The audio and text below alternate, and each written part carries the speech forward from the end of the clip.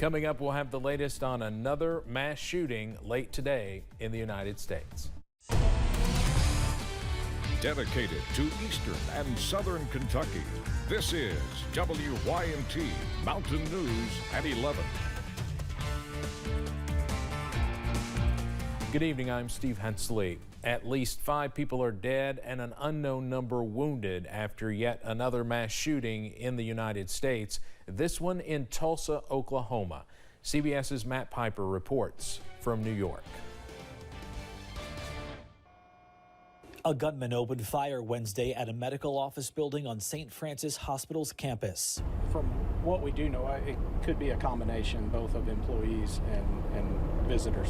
Investigators described the scene inside as catastrophic. They say the shooter was armed with both a handgun and a rifle and appeared to fire each weapon during the attack. Police say the suspect died from a self-inflicted gunshot wound. The officers that did arrive were hearing shots in the building, and that's what directed them to the second floor. A nurse at St. Francis said gunfire was heard throughout the facility. It's like, what's going on, with the world these days, It's heartbreaking. Officers say they were there within 3 minutes and conducted a room-by-room search of the entire hospital campus. Matt Piper, CBS News. Well, the identity of the gunman and victims have yet to be made public. A stolen truck is being reported in Perry County by police. Take a look at your screen. This is the truck that police say was stolen around 2 in the morning today. Police say the truck was stolen from the parking lot of Lucky Vapes on North Main Street. If you're asked to call police if you see the truck or have any information. Governor Beshear has signed a bill that's aimed at stopping porch pirates. The bill makes it a felony to steal packages from someone's doorstep. Before this legislation, it was a misdemeanor. During a ceremonial signing today, the governor said Kentuckians have repeatedly been victimized and targeted by porch pirates. Lieutenant Governor Jacqueline Coleman has tested positive for COVID-19. On Twitter, she says she tested positive for the virus yesterday. The lieutenant governor is fully vaccinated and boosted and is only experiencing mild symptoms. She's currently working remotely and following guidelines. The field of candidates seeking the governor's mansion next year is getting longer. 8 have already filed to run in the Republican primary. Ryan Quarles is one of them and made his candidacy official with a kickoff today in Georgetown. He's been Kentucky's agriculture commissioner and before that a state representative. He's been highly critical of Governor Andy Beshear, especially during the pandemic, and today said he would be a candidate that unites and does not divide. Folks, just because we lived through a once-in-a-century pandemic doesn't mean our constitutional rights, individual liberties, and freedoms should be tossed out the window. The Kentucky Democratic Party issued a statement after Quarles' announcement saying Governor Beshear shattered economic development records and created 33,000 jobs. And they say Quarles bungled his rollout for governor, showing he is not ready to run. A new campaign video from U.S. Senate candidate Charles Booker is gaining some attention. The ad is both emotional and graphic. Booker is running to unseat Republican Senator Rand Paul. The ad released online this morning shows a noose, a picture of an actual lynching, and Booker with a noose around his own neck. Booker says wearing the noose was his idea and says it was a personal decision. 3 of his ancestors were lynched in Kentucky.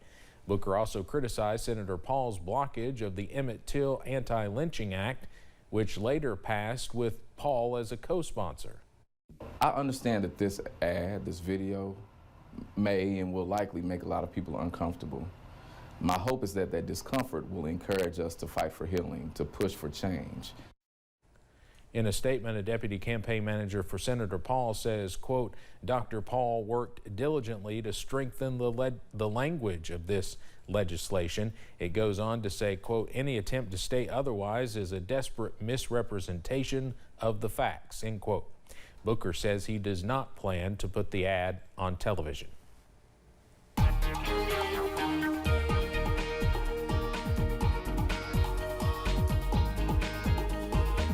A warm day around the mountains today. Many of us into the upper 80s and low 90s yet again. and those cooling showers and storms were few and far between. However, a few more are trying to get going, not here so much as out to our west tonight. Those could move into our area, though, as we head into tomorrow. I-75 at Mount Vernon, as you'd expect, it's all quiet at 5 after 11. Same thing down Main Street in downtown Whitesburg, still sitting near 70. Areas that did catch a storm earlier may be dealing with a little bit of fog tonight. It was a warm one around the area. 88 was the most popular high temperature around the area. However, Monticello and Jonesville are warm spots today, checking in at 90. Still some warm air out there, low to mid 70s region-wide, as we continue to watch warm air filter in ahead of our cold front, which is still out to the west. We're all quiet here in the mountains tonight. However, if you're in places like, say, Moorhead or even Frenchburg, Stanton, Irvin, you're looking off to your north and west and maybe seeing what might be referred to as heat lightning. That's not heat lightning. That's showers and storms south of Cincinnati, north of Lexington, and more out to the west across the Ohio River Valley between Evansville and Louisville. So we're not done with the showers and storms heading into tonight. That's all ahead of a frontal boundary that has to get through here before we move on to a much quieter weekend. Low 70s tonight, scattered showers possible with light southwest winds. I'll have the very latest on when we could see those showers and storms move in, and if any could be on the strong side, coming up in just a few minutes. Steve? All right, Evan, thank you. Nationwide, cities and counties are struggling to find young people interested in lifeguarding. WYMT's Zach Hawk reports that those struggles plague eastern Kentucky too, but it looks like most areas are at least ready for this summer. The sounds of a typical summer day. But this year, a unique problem as pools and lakes struggle to find enough lifeguards. We would try to recruit everybody we can, even school teachers that are off in the summer. Prestonsburg Mayor Les Stapleton says the city delayed the opening of a new water park while dealing with lifeguard staffing issues. You know, in the summertime, there's not a lot to do. So we're trying to create things for them to do. We have the swimming pool at Archer Park. Fortunately, we had people who were licensed from last year. And then we have this here, and we want to open up and just got to get the manpower to do it. Prestonsburg Park Director Richie Schoolcraft says this staffing issue is not typically a problem. I don't know if it's the school getting out late or people have other things going on, but we've had a hard time getting the lifeguards this year. From California beaches to community pools in Iowa, all the way to the Jersey Shore. Officials worry about a bummer summer if they cannot find lifeguards to keep places open, including in Perry County. We definitely need to have an influx of, 6 or 8 new people yearly, and we have nobody right now, so we need more. Napier wishes more people would consider the position for a summer job. Oh, when I was a kid, yeah, I was a lifeguard here for 2 years, and it was some of the best times of my life. I mean, a lot of memories, made a lot of friends still to this day. And Mayor Stapleton hopes he will find more workers soon. It's a great summer job. You can be around a lot of people. You're out in the sun. You're out in the weather. It couldn't be more enjoyable than that. Dewey Lagoon in Prestonsburg will open on June 4th. Zach Hawk, WYMT Mountain News. Training to be a lifeguard is offered at many of the pools across the region. The certification course may take as little as a couple of weeks or more than a month, depending on the time you have. One of several Eastern Kentucky resources dedicated to serving those in need is now in need of some extra assistance too. The Water and Wine Food Pantry in Salyersville is having to readjust its food distributions due to the increase in fuel costs, hosting half as many food giveaways as they have in the past. But regardless of the circumstances, those with the pantry remain optimistic. You have to operate on faith. We have to move forward, not seeing the outcome, but expecting the best. And I think it will.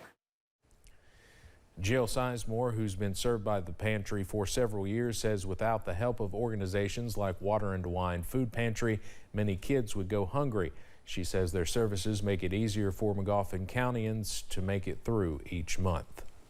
Transportation to and from medical needs may not always be accessible for everyone, but there is a new medical transport coming to the Laurel, Whitley, and Knox County area. Priority Medical Transport is geared up and ready to begin services this summer. The service is provided by the owner, Lindsay Frazier, who is a local nurse, in an attempt to transport patients in a timely manner. The van being used for transportation, as well as those on board, are trained and equipped for a safe experience. All of our staff that is with us now and that will be are CPR certified, first aid, bloodborne pathogens. We are trained in defensive driving training, drug screen, they have a national background check. If you are a patient or know someone that is in need of transportation to and from any medical services, you can call 606-381-4433.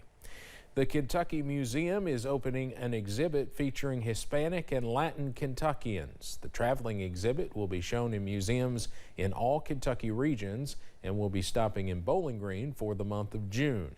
Each piece in the collection was selected by a panel of Latin, Hispanic, and other cultural specialists. They explore the present time and movement toward the future in painting, photography, sculpture, and other visual mediums.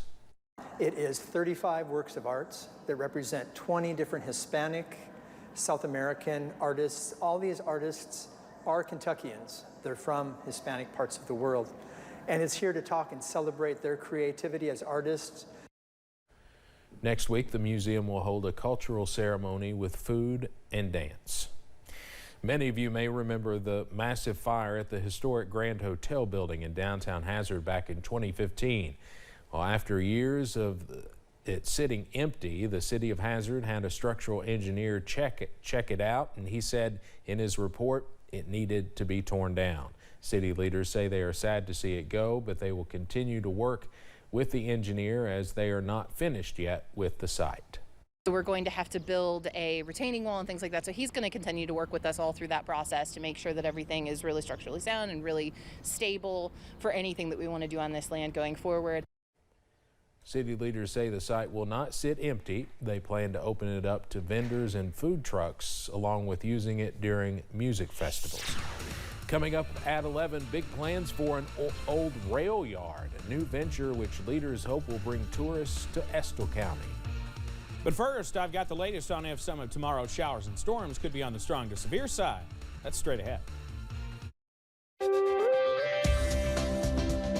He's been there for you every step of the way.